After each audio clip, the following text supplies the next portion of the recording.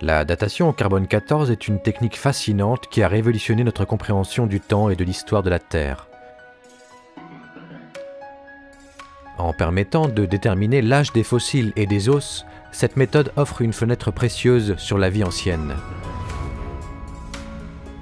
Dans cette vidéo, nous explorerons le fonctionnement de cette technique, son importance dans les sciences archéologiques et paléontologiques, ainsi que les applications qui en découlent.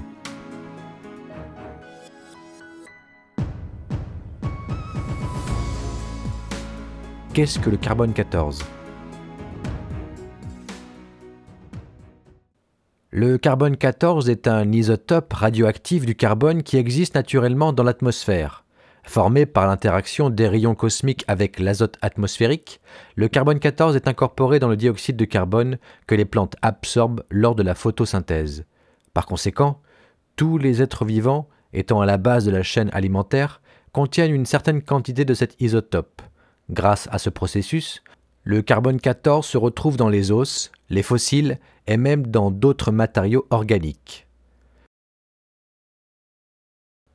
Au moment de la mort d'un organisme, le pic de carbone 14 qu'il contenait commence à diminuer en raison de la désintégration radioactive.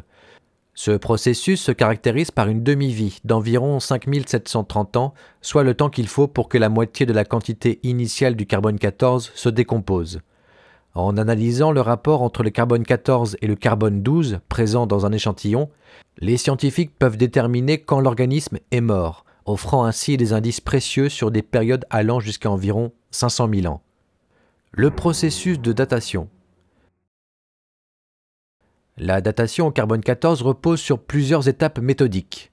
Tout d'abord, les échantillons doivent être correctement prélevés. Les chercheurs choisissent souvent des os, des bois ou même des tissus organiques. Ensuite, ces échantillons sont soumis à des analyses en laboratoire. Deux méthodes courantes sont utilisées: la scintillation liquide et la spectrométrie de masse.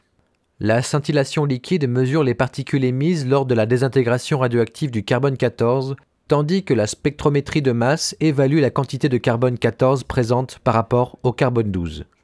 Grâce à ces techniques, les scientifiques peuvent établir un calendrier précis de la vie des fossiles, des os et d'autres matériaux organiques.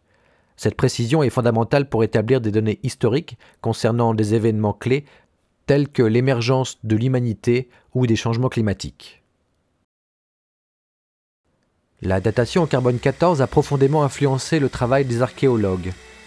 Avant son invention, dans les années 1940, les chercheurs s'appuyaient essentiellement sur des méthodes de datation relatives, ce qui limitait considérablement leur capacité à établir des chronologies précises. Avec l'avènement de la datation au carbone 14, il est devenu possible de déterminer l'âge absolu des artefacts et des structures, ouvrant ainsi la voie à des découvertes essentielles pour notre compréhension du passé.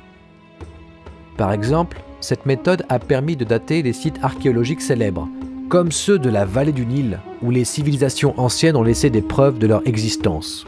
En fournissant des dates irréfutables, elle aide à combler les lacunes chronologiques et à établir des liens entre différentes cultures et événements dans le temps. En observant comment les civilisations interagissaient avec leur environnement, les archéologues peuvent reconstituer des récits fascinants de l'histoire humaine. Les contraintes techniques. Bien que la datation au carbone 14 soit une méthode incroyablement puissante, elle présente certaines limitations qui doivent être prises en compte. Premièrement, elle est efficace uniquement pour dater des matériaux organiques et ne peut pas être utilisée pour des objets en pierre ou en métal. Cela signifie que pour certains sites archéologiques, des méthodes complémentaires doivent être employées pour obtenir une datation complète. De plus, la quantité de carbone 14 disponible dans un échantillon peut être influencée par divers facteurs environnementaux, comme la pollution industrielle ou l'utilisation de combustibles fossiles, ce qui peut altérer les résultats. Les archéologues doivent donc souvent faire preuve de prudence lorsqu'ils interprètent les données obtenues par la datation au carbone 14 et doivent se tourner vers des techniques additionnelles pour valider les résultats. En dépit de ces limites, la datation au carbone 14 continue d'évoluer. Récemment, des avancées technologiques ont amélioré la précision de cette méthode. Par exemple, la radiocarbone AMS, accélérateur de spectrométrie de masse, permet de mesurer des échantillons beaucoup plus petits et d'acquérir des résultats plus fiables. Cela ouvre des possibilités pour l'étude d'échantillons anciens ou rares, offrant ainsi aux scientifiques des données encore plus précises sur les événements du passé. Pour conclure, la datation au carbone 14 est sans doute l'un des outils les plus précieux de la science moderne. En nous permettant de plonger dans l'histoire de la vie sur Terre, elle nous aide à comprendre non seulement notre passé commun, mais aussi notre place dans le vaste continuum du temps. À mesure que les technologies avancent, il est probable que nos capacités à analyser le passé s'améliorent encore. Ainsi, chaque découverte archéologique, chaque ossement fossile devient une pièce d'un puzzle infini que nous continuons à assembler avec passion et minutie.